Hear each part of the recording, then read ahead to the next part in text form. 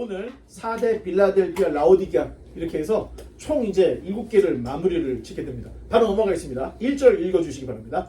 사대교회 서사에게 편지하여 하나님의 일곱 영과 일곱 뼈를 가지신 이가 이르시되 내가 네 행위를 아느니 너가 살았다 하는 이름은 가소수는 죽은 자로다.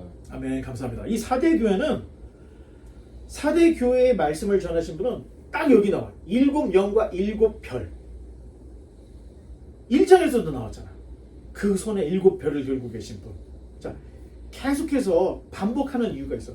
큰 소리가 나서 요한이 뒤를 봤더니 옷에 끌리는 옷을 입고 했던 그 분을 나누어 가지고 이번에는 일곱 영과 일곱 별을 가지시니 이렇게 표현해요. 왜냐? 지금 대부분의 그 크리스찬들은 부활하신 예수를 못 본 거예요.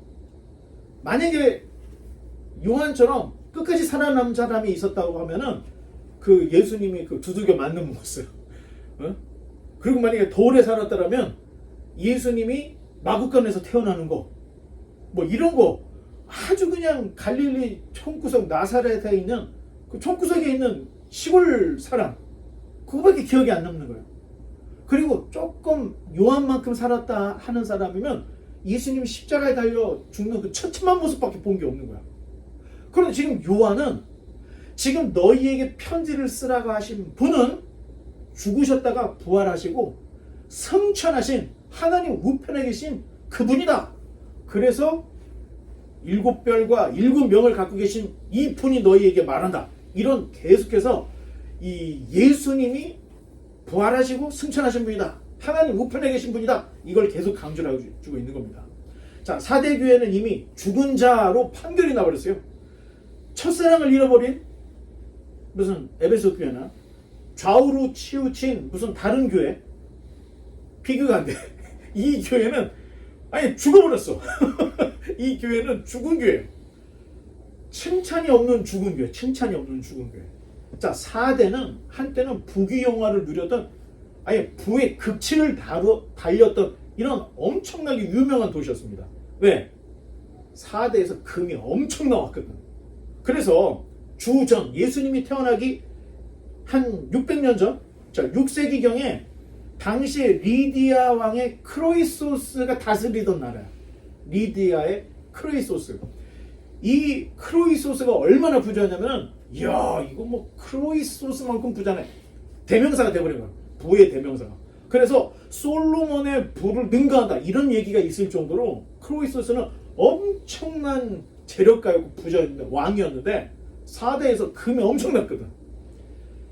그런데 페르시아의 고레스에게 당해버린 거야.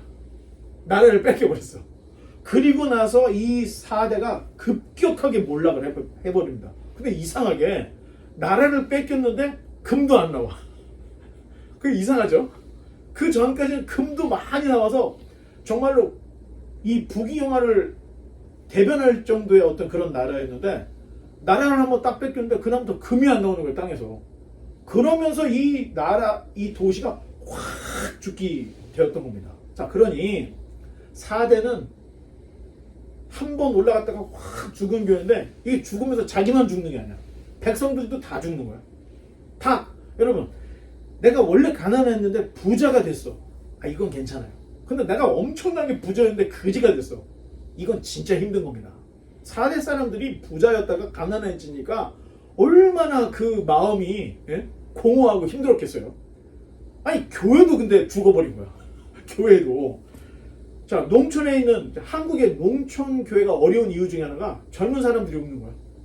다 도시로 가서. 그래서 예배 드립시다 하면 다 노인들만은 시니어 처치가 돼버렸어. 그냥 농촌교회 힘이 다 빠지는 거야. 그리고 아니 큰 교회는 버스까지 돌려. 버스까지 돌려서 그나마 있는 사람까지 다 데리고 가. 아니 그런 지역교회, 개척한 교회, 작은 교회들은 차 대전에서 성도를 다 태우고 가니까 매일 교회는 텅텅 비어 있는 거고 한 교회만 커져 있는 거야. 자, 이러한 것들을 볼 때 이 4대 교회가 얼마나 힘들었을까. 부도 다 빠지고 사람들이 공허함에 빠져 있는 이런 교회. 자, 작은 교회들, 이렇게 말라버리는 교회들, 이게 4대 교회들 한번 생각을 해봐야 돼요. 4대를 다른 말로 사르디스라고 했어요. 사르디스의 명성은 있었어. 그런데 돈이 없고 망해버렸기 때문에 명성만 입은 죽은 도시가 되었고 4대 교회도 죽은 교회가 되어버린 겁니다. 4대 교회는 교회의 유적지가 아직도 남아있어. 그런데 그 유적지를 가서 보면은 그 옆에 어마어마한 신전이 좀 많이 부서진 훼손된 게 있어. 어마어마하게 커. 그게 키벨레 여신의 엄청나게 큰 신전이에요. 그 4대 교회 맞은편에 있는 거예요. 바로 옆에. 자, 키벨레는 그리스 신화에서 크로노스의 아내 제우스의 딸로 나옵니다. 그러니까 사람들이 이 키벨레를 얼마나 잘 섬겼는지 예수님이 태어나기 200년 전 주전 204년경쯤에 로마의 원로원이 키벨레를 영접하자 그런 문건들이 있어요. 그러면 키벨레가 얼마나 그때 당시에 유명했는지 아는데 그렇게 어마어마한 신전 옆에 4대교회가 있었던 거예요. 힘을 못 썼겠죠. 이 키벨레의 유명해진 이유는 키벨레를 섬기는 신실한 사람들이 있었다는 거예요. 키벨레를 너무너무 헌신적으로 섬기니까 옆에 있는 사람을 덩달아 섬겨서 인구가 많이 늘어나는 거예요. 키벨레 백성들이. 그러니까 로마 원로원에서도 야, 영접해야 되는 거 아니냐? 그럼 영접을 해줬다는 거예요. 여러분, 교회도 마찬가지예요. 그리스도, 하나님, 우리가 정말로 피 흘리기까지 싸워서 신앙을 지키고 성장하면 기독교는 계속 불어나는 거예요. 그런데 코로나다, 뭐 기독교를 자꾸 이상하게 얘기해서 계속 누르면 기독교도 계속 줄어들어요. 요새 영화나 드라마 봐. 교회를 기독교를 그냥 예독교로 만들어버렸어 그냥. 자, 이런 모습들을 우리가 본다면 예수님을 믿는 우리들이 어떤 자세로 하나님을 섬겨야 하는지, 그래야 교회가 커질 수도 있고 4대 교회처럼 죽을 수도 있다는 겁니다. 자, 로마 그 원로원의 영접을 받는 이 키벨레, 올림푸스의 모든 신들의 어머니가 되어버렸어요. 키벨레가. 자, 이에 비해서 4대 교회는 아까 말씀드렸다시피 몇 되지도 않아. 교회도 있는데 막 자빠지기 직전인 거야. 그 사람들이 얼마나 고립감을 느꼈겠어요. 그렇죠. 동네 사람들이 다 키벨레를 섬기는데 몇몇만 4대 교회를 다니는 거야.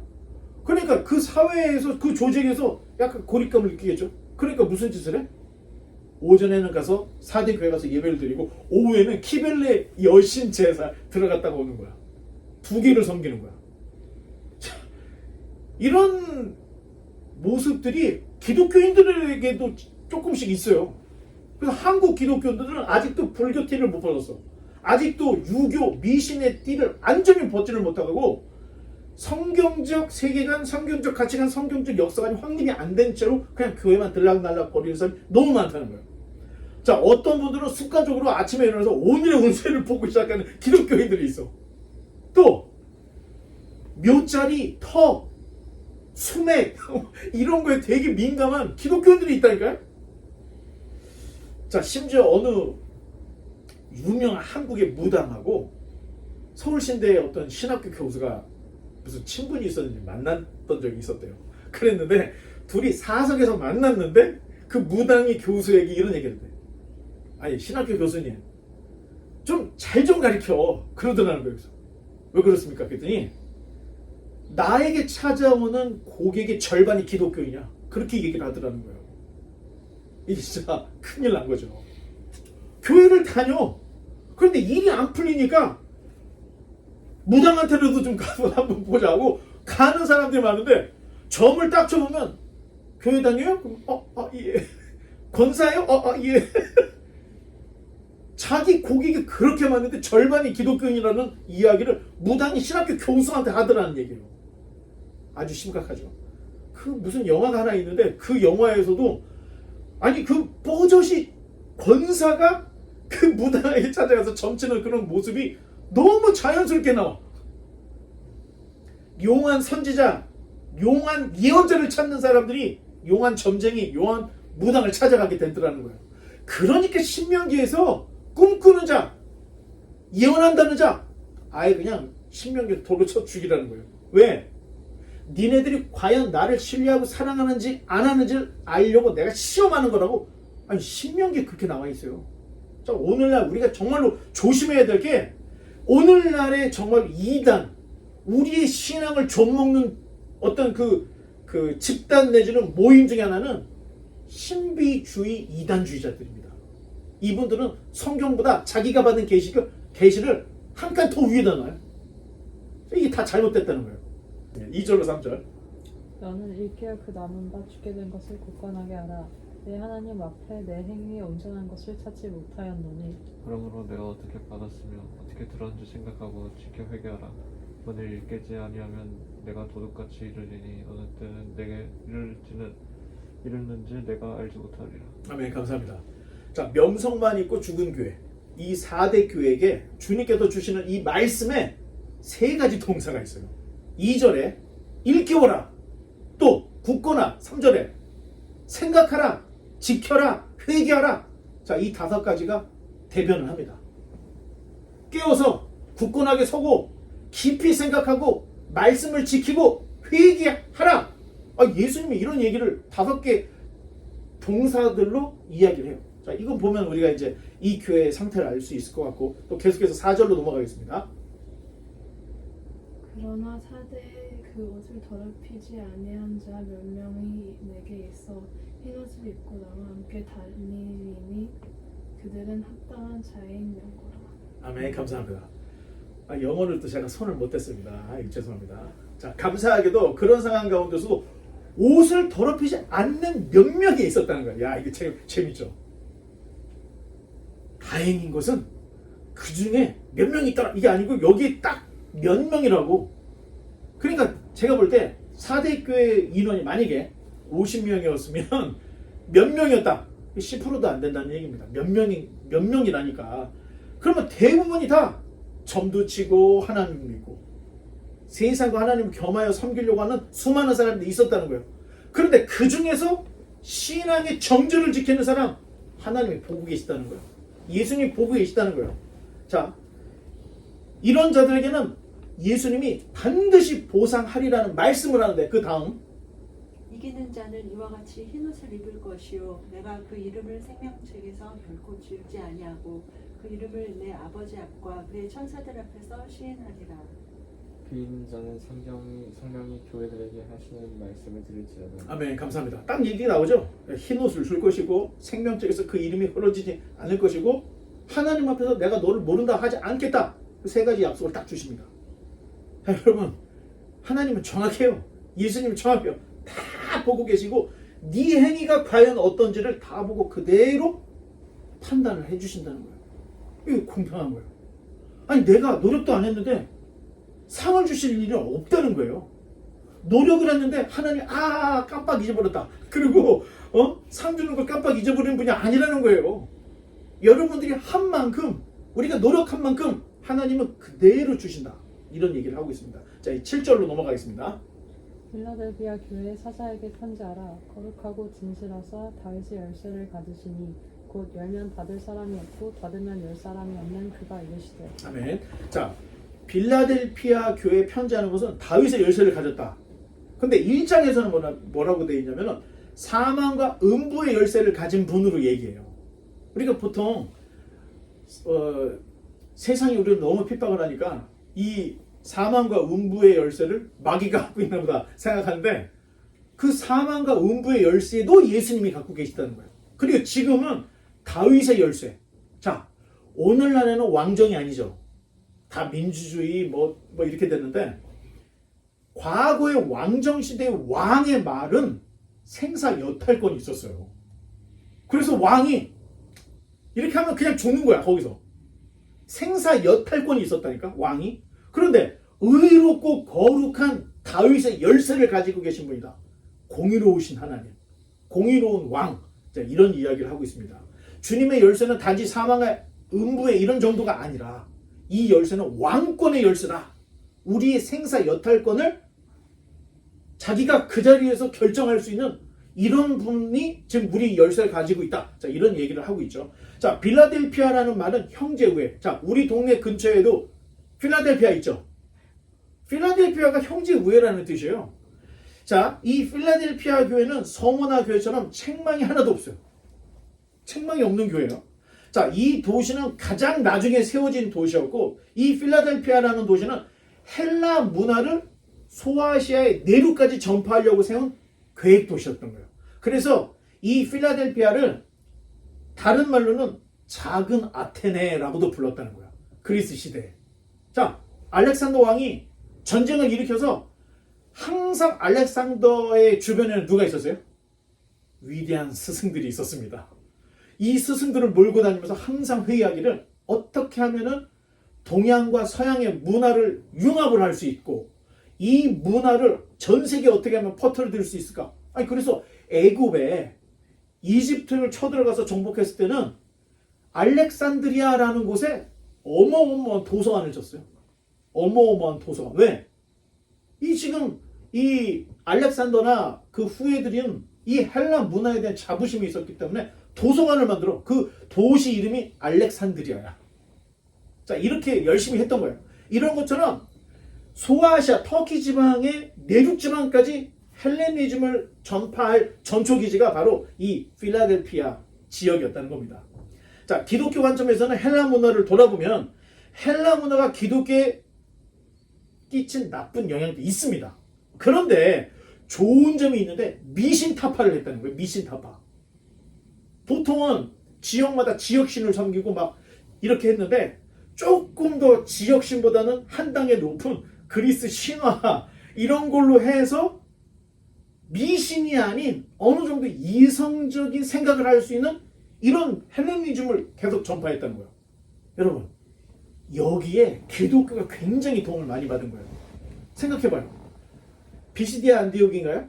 사도 바울이 안진뱅이를 일으켰더니 사람들이 야 스스 허메가 나타났다 해가지고 막 제사를 드리잖아 사람한테. 이런 것들이 헬라 문화가 많이 전파되면서 많이 고쳐졌다는 거예요.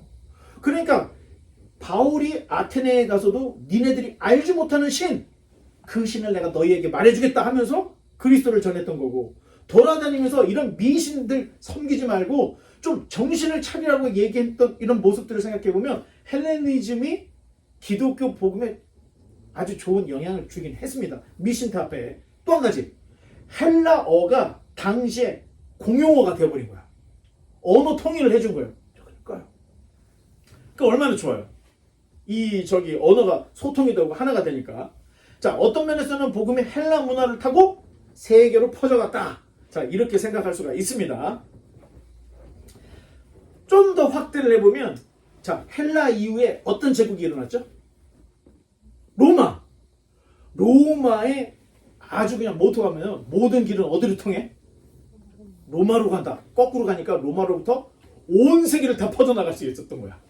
그래서 로마가 만들어놓은 길, 그리스의 언어를 통해서 성경을 번역하고 복음이 전 세계로 이렇게 빠르게 확산될 수 있었던 이유가 언어, 도로, 문화 이런 것들이 다 뒷받침이 됐다는 거야. 그러니까 다니엘이 이야기했던 예수님이 올 때쯤이라는 게 무르익었다는 거야. 무르익었던 시대, 정치, 경제, 문화, 종교, 무슨 뭐 군사 이 모든 것들이 메시아가 올 시기라는 걸 유대인들 다 직감하고 있었던 거야.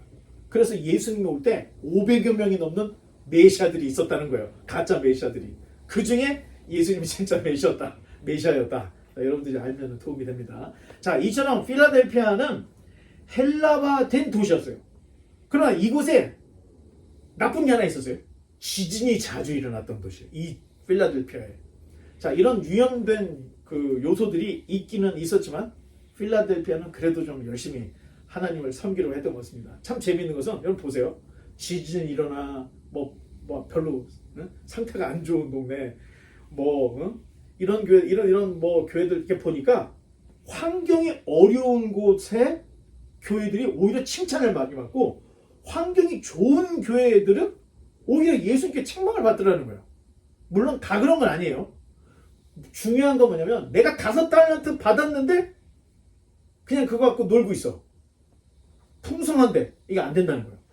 2달란트 받았는데 이 2달란트를 열심히 해서 4달란트를 남겼을 때 주님이 칭찬해 주더라는 거예요. 그러니까 환경 탓할 거 없이 여러분은 지금 여러분이 서 있는 이 자리에서 최선을 다하면 됩니다. 자, 이제 좀 길어요. 8절로 11절을 또 읽어보겠습니다.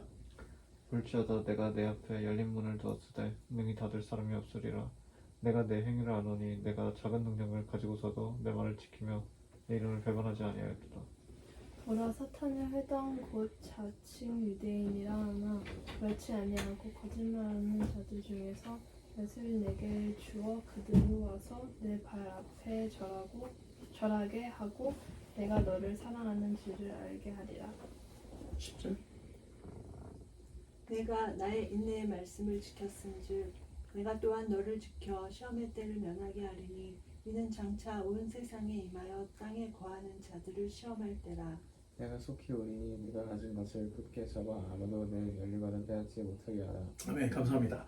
이 필라델피아 교회는 소아시아 7교회 가운데서 내세울 게 하나도 없는 아주 연약한 교회였습니다. 그럼에도 주님께서는 그들의 행위를 아셨기 때문에 칭찬을 아끼지 않았다. 여러분, 요즘 다 보고 계시다는 거예요. 우리 행위, 우리 행동. 자, 필라델피아 교회도 유대인들에게 고난을 당했던 것 같아요. 그러나 신실한 이 필라델피아 교회가 오히려 유대인들에게 절을 받게 되는 일이 있을 것이고 시험의 때를 면하게 될 거라고 하는 예언의, 위로의 예언의 말씀이 있어요. 자, 형제 사장으로 똘똘 뭉친 필라델피아 교회는 칭찬만 들은 몇 안 되는 교회 중에 하나였습니다. 4대 교회하고도 틀리죠. 자, 이제 12절로 13절. 이기는 자는 내 하나님 성전의 기둥이 되게 하리니 그가 결코 다시 나가지 아니하리라. 내가 하나님의 이름과 하나님의 성 곧 하늘에서 하나님께로부터 내려오는 새 예루살렘의 이름과 나의 새 이름을 그의 위에 기록하리라.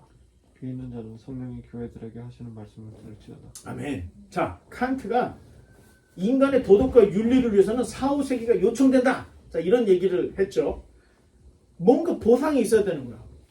사람이 여기서 도덕적으로 윤리적으로 선하게 산다면 왜 살아? 무엇인가 보상이 있다고 믿고 있다고 생각하니까 선하게 사는 거 아니에요. 그런 면에서 4, 5세기가 요청이 된다. 이런 얘기를 했어요. 자, 신앙에서도 마찬가지입니다.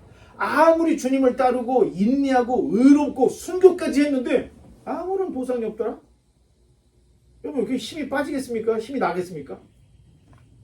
힘이 확 빠지죠. 주님께서도 우리에게 생명을 주시기 위해서 생명의 꽃을 피기 위해서 자기가 십자가에 달려 죽은 거예요. 그런데 만약에 예수님이 십자가에 달려 죽어서 내가 죽는 걸로 끝난다 생각하면 죽고 싶으셨겠습니까? 목적이 있었던 거예요. 내가 죽어야, 내가 희생해야 인류를 구원한다고 하는 보상이 있기 때문에 예수님이 희생을 감수했던 거예요. 예수님에게는 어떤 그 인류에게 생명을 준다, 죄를 용서한다는 보상이 있었기 때문에 예수님이 기꺼이 희생을 해주실 수가 있었던 거죠. 자, 빌라델피아 교회의 이기는 자에게는 하나님 성전의 기둥이 될 거라는 엄청난 약속이 들어져 있습니다. 자, 이제 마지막 라오디게아 교회를 또 읽어보겠습니다. 14절. 라오디게아 교회의 사자에게 편지하라. 아멘이시요 충성되고 참된 증인이시요 하나님의 창조의 근본이신 이가 이르시되. 자, 아멘이시오 충성되고 참된 증인이시오. 이 말은 1장에서 충성된 증인 되신 분, 그걸 반복을 하고 있는 겁니다. 자, 이 라오디게아는 안티오쿠스 2세 아내 이름이에요. 이 라오디케라고 하는 여인의 이름을 따서 이 도시 이름을 지어준 거예요. 자, 그래서 보통 아가 붙어 있으면 누구누구의 땅이라는 얘기겠죠. 그래서 사마리아 하면 무슨 말이 되는 거예요? 사마리아 사람들의 땅. 그렇게 얘기해 줬잖아요. 그래서 뒤에 아가 붙어 있을 때는 누구누구의 땅. 이거 라오디게아는 그 라오디케아를 섬기는 사람들의 땅, 뭐 이렇게 이제 생각을 하면 좋을 것 같아요. 자, 그만큼 이 도시가 굉장히 좋았던 거예요. 왜냐면 왕이 자기 아내 이름을 딸 정도의 도시였다. 아름다웠다는 얘기죠. 자, 15절로 16절 또 계속 읽어보겠습니다. 내가 내 행위를 아노니 내가 차지도 아니하고 뜨겁지도 아니하도다. 내가 차든지 뜨겁든지 하기를 원하노라. 내가 이같이 미지근하여 뜨겁지도 아니하고 차지도 아니하니 내 입에서 너를 토하여 버리자. 아멘. 자, 라오디게아는 히에라폴리스, 골로세라고 하는 두 도시하고 아주 가까이 있는 삼각관계로 돼 있어요. 그런데 히에라폴리스라는 도시는 참 신기하게 이 사람들의 질병을 고쳐주는 유황 온천이 있는 곳이야. 뜨뜻한 물이 막 흘러나오는 거야, 땅 속에서. 그래서 그 뜨거운 물이 계속 흘러 내려오는 거예요. 자, 골로새는 이 산에서 나오는 시원한 물이 흐르는 거야. 근데 그게 어디서 만나? 라오디게에서 만나요. 자, 문제는 이게 뜨거운 물하고 차가운 물이 만나면 더 좋은 결과가 있어야 되는데 이 두 물이 합쳐가지고 덥지도 않고 차갑지도 않은 닝닝한 물이 돼버린 거예요. 그 두 개 만나서 장점보다는 단점이 많아져 버린 거죠. 자, 이런 교회였던 거예요. 그래서 예수님이 너 덥지도 않고 뜨겁지도 않고 둘 중에 하나를 하라. 내가 너를 입에서 토하여 버리리라. 이런 얘기가 지역하고 관계가 있다는 거예요. 그거 되게 중요해요. 만약에 하나님이 예수님이 우리 교회에게 뭔가 말씀을 하신다면 우리 교회는 테너플라이, 우리 바이블 하우스 실정에 맞는 얘기를 해주실 거라는 거예요. 자, 이렇게 라오디게아라고 하는 곳에 맞는 이런 이야기를 해주신 걸로 우리가 볼 수가 있습니다. 이제 계속해서 17절로 19절. 내가 말하기를 나는 부자라 부유하여 부족한 것이 없다 하나 내 곤고한 것과 가련한 것과 가난한 것과 눈먼 것과 벌거벗은 것을 알지 못하는도다. 내가 너를 권하노니 내게서 불로 연단한 금을 사서 부유하게 하고 흰 옷을 사서 입어 벌거벗은 수치를 보이지 않게 하고 안약을 사서 눈을 발라보게 하라.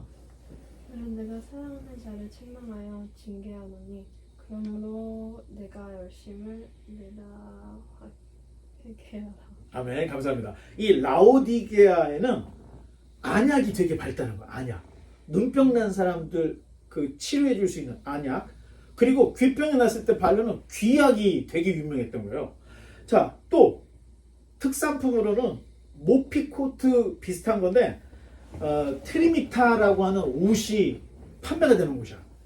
그러니까 지역 특산물이 많다는 것은 경제가 탄탄하다는 얘기예요? 아니면 약하다는 얘기예요? 그 중에서도 제약회사가 돈을 많이 벌잖아. 원료는 그냥 천연 원료인데 치료가 되니까 사람들이 계속 사러 오니까 값을 올려가지고 엄청난 부를 축적을 했던 거예요. 그러니까 나는 부자라. 라오디게아 교회 사람들이 나는 부자라 이런 얘기를 하는 거예요. 자, 그러나 주님께서 너는 공고하고 가련하고 가난하고 눈이 멀었고 벌거벗었다. 자, 예수님께서 이렇게 말씀하셨던 이유가 그 지역에서 나오는 특산물 때문에 부자가 됐는데 사실은 네가 부자가 아니야. 이렇게 경고를 해주는 거예요. 이 라오디게아 교회는 거짓된 자기 만족을 빨리 깨달아야 될 교회였던 거예요. 이 교회 또한 4대 교회처럼 비판과 책망만 있어요. 주님께 비판과 책망만 받은 교회예요. 자, 그러니 주님께서는 연단한 금, 인내하여 빛나는 정금 같은 믿음을 가지라 이런 얘기를 했고 이 트리미타 같은 이런 화려한 너희들 보기 화려한 이 옷이 아닌 그리스도 옷을 입고 육신의 눈만 밝을 것이 아니라 제대로 된 안약, 진리의 안약을 좀 발라서 영적으로 감아버렸던 보지 못했던 너희 눈이 열려야 된다. 예수님이 그 지역 사람들의 특성을 그대로 반영한 이야기를 하고 있다는 거예요. 자, 충격적인 것은 이 라오디게아 교회 사람들이 얼마나 거짓된 자기 만족에 빠져 있었냐면 20절 같이 시작. 볼지어다 내가 문 밖에 서서 두드리노니 누구든지 내 음성을 듣고 문을 열면 내가 그에게로 들어가 그로 더불어 먹고 그는 나와 더불어 먹으리라. 아니, 주님께서 문 밖에서 문을 두드리고 계시는데도 거짓된 자기 만족에 빠지다 보니까 주님께서 놓고 하는 소리도 못 듣고 있다는 거야. 라오디게아 사람들이. 자, 홀만 허트가 다음 페이지 보세요. 홀만 허트가 그린 이 세상의 빛이라고 하는 그림인데 이게 조금 좀 그래픽으로 좀 이렇게 변형이 된 그림인데, 자, 문을 보세요. 문에 문고리가 있습니까 없습니까? 자, 이 문은 사람의 마음을 얘기하는 거예요. 이 그림에서 예수님이 오셔서 문을 두드리는 거예요. 지금 문 밖에서. 그러면 그 노크 소리를 듣고 문을 열어줘야 되는데 주님께서는 이 문고리가 없는 이 문을 강제적으로 쥐어뜯거나 부셔버리거나 확 열거나 이런 분이 아니라는 거예요. 노크 소리를 듣고 내가 문을 열면 주님께서 그에게로 들어가 그로 더불어 먹고 그는 나와 더불어 먹는 동고동락이 시작되는 거예요. 예수님 믿는 일이 시작되는 거예요. 그런데 이 문을 열지 않으면 주님께서는 문을 뜯으면서까지 들어오시지 않는다는 거예요. 그런데 여러분, 신비주의자들, 아니 거부할 수 없는 은혜라고 말을 하면서 마치 신 내리면은 신을 받아야 되는 것처럼 그냥 자기의 어떤 그 생각이나 이런 거 없이 그냥 나불나불나불거리는 거예요. 그리고 자기가 하는 말이 무슨 말인지도 모르고 해. 자, 이런 것들. 자, 예수님께서 우리에게 말씀하신 모습과는 지금 현재 신비주의 모습과는 완전히 다르다는 거예요. 예수님은 지극히 인격적이에요. 똑똑똑 문을 열면 들어가. 문을 열지 않으면 예수님은 안 들어간다는 거예요. 자, 마지막 21절로 22절을 또 읽어주시기 바랍니다. 이게는 그에게는 내가 내 보좌에 함께 앉게 하여 주기를 내가 이기고 아버지 보좌에 함께 앉은 것과 같이 하리라. 이기는 자는 성령이 교회들에게 하시는 말씀을 들을지어다. 아멘. 자, 이기는 그에게 약속된 상은 내 보좌에 함께 앉게 하여 주신다는 거예요. 주님이 지금 하나님 보좌 우편에 앉아 계시잖아. 근데 그 보좌에 앉게 해주신다는 약속을 주시고 있어요. 자, 7교회에게 보내는 주님의 이 7개의 설교 메시지는 수사학적으로 사용하는 교차 대구법 인클루지오로 되어 있습니다. 다음 페이지 넘겨보면, 자, 1번부터 7개의 교회가 있는데 맨 위에 있는 교회하고 맨 아래에 있는 교회가 상반되게 되어 있어요. 그리고 두 번째 서머나 교회하고 여섯 번째 빌라델피아가 상반되게 비슷하게 되어 있어요. 그리고 세 번째 버가모 교회하고 다섯 번째 사대 교회하고 또 비슷한, 그리고 맨 마지막에 두아디라 교회 하나가 독특해. 자, 이 인클루지오 수미 쌍관법을 이용하는 이유가 있어요. 다 비교해봐라. 그러다가 핵심으로 말하려고 하는 게 어디가 있는 거예요 지금? 중간에가 있는 거예요. 7교회의 네 번째 교회가 예수님이 지금 말씀하시려고 하는 핵심이 들어있다는 거예요. 그런데 그 핵심에 뭐가 돼 있어요? 거짓된 신비주의, 이세벨을 조심하라고 경고를 하고 있다는 거예요. 그런데 그 경고를 이긴 사람, 두아디라 교회의 글이 제일 길어. 기억나요 여러분? 두아디라 교회에 하신 말씀이 제일 깁니다. 이걸 꼭 기억하십시오. 제가 분명히 얘기했죠. 이유가 있었다는 거예요. 지금 이 7교회의 핵심이 네 번째 두아디라 교회였기 때문에 제일 길어. 그리고 다른 것은 생명의 양식을 준다, 생명의 면류관을 준다 다 되어 있는데 이 네 번째 두아디라 교회, 이기는 자에게 주시는 두아디라 교회에게 주시는 이 보상은 영적 권세 새벽별, 예수님을 준다는 이런 얘기를 하고 있다는 거예요. 그 얘기는 장차 철장으로 세계를 정복하시고 다스릴 그 철장 권세를 신비주의를 배격하고 승리한 두아디라 교회 같은 성도들에게 주겠다는 약속이 이 네 번째 딱 들어있는 거예요. 자, 그러면 우리는 그냥 쉽게 7개를 그냥 쫙 읽지만 이 7개 교회를 다 종합해 볼 때 이기는 자에게 지금 초점이 맞춰져 있는 거예요. 이기는 자에게.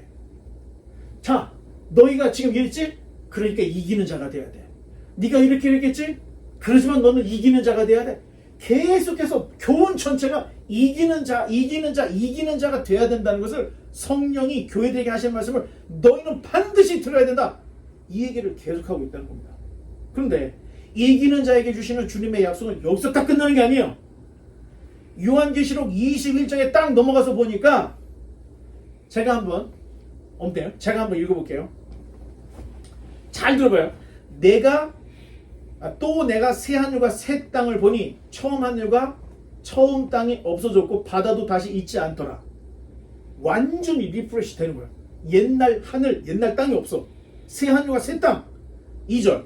또 내가 보면 거룩한 성, 새 예루살렘, 옛날 예루살렘이 아닌 새 예루살렘이 하나님께로부터 하늘에서 내려오니 그 준비한 것이 신부가 남편을 위하여 단장한 것 같더라. 3절.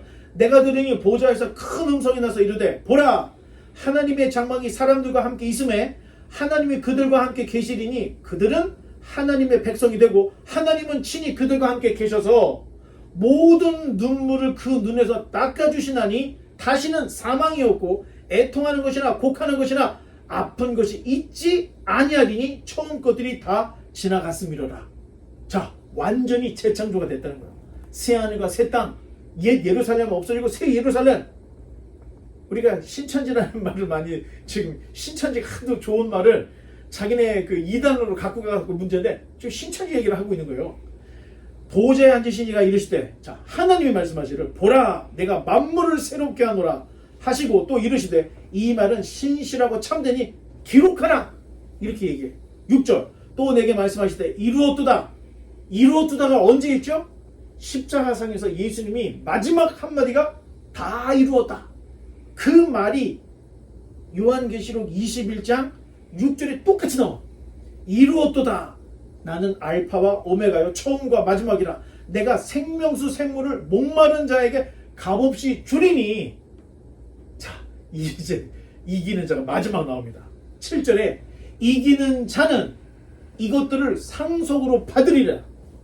나는 그의 하나님 되고 그는 내 아들이 되리라. 지금 교회들에게 주었던 이 이기는 자, 이기는 자의 이 맨 마지막 요한계시록 22장까지 있지만 21장 새하늘과 새 땅이 있는 그 자리에 하나님과 예수님이 말씀하시기를 이기는 자에게 지금 말했던 이 새하늘과 새 땅 내 모든 것들을 상속으로 주리라, 상속하리라, 이런 말씀을 하고 있다는 거예요. 자, 그럼 결국에는 지금 이 모든 환난, 고난 여기서 이겨야 된다는 얘기를 하는 거예요. 자, 믿음의 최종 결론은 천국을 상속받고 하나님의 아들딸이 되는 거라는 거예요. 자, 믿음의 길을 가는 이들은 제자 또는 성도, 뭐 우리가 이렇게 얘기하죠. 신자. 그런데 사도 요한 선생님은 매우 토대적인 언어, 이기는 자 이런 말을 쓰고 있어요.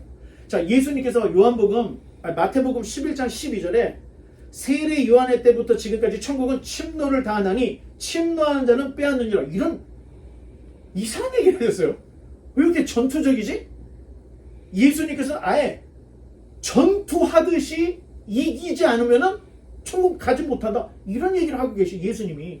근데 요한도 이기는 자. 자, 마치 천국 가는 것은 전쟁에서 승리하고 경기에서 이기는 것과 똑같다는 거예요.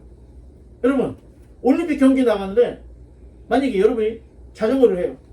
이 자전거를 취미생활로 타는 정도로 가서 올림픽 가서 우승을 하겠습니까? 정말 다리가 흐느흐느해질 정도로 매일매일 자전거를 타고 연습을 하고 노력을 해야 올림픽 출전을 할 수도 있고 거기서 미친 듯이 달려야 금메달을 딸 수 있는 거예요. 전쟁, 여러분 두 나라가 비슷한 전력으로 싸웠을 때 누가 이기겠어요? 아예 정말 이수신 장군이 얘기했던 것처럼 죽기를 각오하고 싸우는 사람이 이기는 거예요. 신앙은 취미 생활 정도가 안 된다는 거예요. 거기에 모든 것을 걸고 거기에 모든 것을 최선을 다해 모든 것들을 다 드려야 여러분 침노하는 자, 이기는 자가 될 수 있다. 성경 이 얘기를 하고 있다는 겁니다. 그러나 여러분, 우리는 이기지 못하면 상속을 받을 수가 없다는 거예요. 이기지 못하면, 침노에 실패하면 상속을 못 받아. 인내함으로 진리를 탐구하고 믿음을 지키고 말씀대로 행함으로 이렇게 전투적으로 또는 이렇게 전략적으로 이렇게 내 마음과 뜻과 힘을 다 해서 신앙생활을 해야 결국에는 침노하는 자, 이기는 자가 되어서 예수님이 하나님께로부터 받은 철장으로 세상을 다스릴 이 권세, 하나님 우편에 앉는 이 권세, 이기는 자의 이 모든 상속은 그렇게 최선을 다한 사람에게만 있다는 얘기를 하고 있다는 겁니다. 바라기는 우리 모두가 겉모습만 크리스찬으로 끝날 것이 아니라 최선을 다해서 정말로 이기는 자, 침노하는 자가 되어서 주님께서 우리에게 약속했던 이 모든 것들을 다 상속으로 받는 저와 여러분 되시기를 주님의 이름으로 간절히 축원합니다. 기도하겠습니다.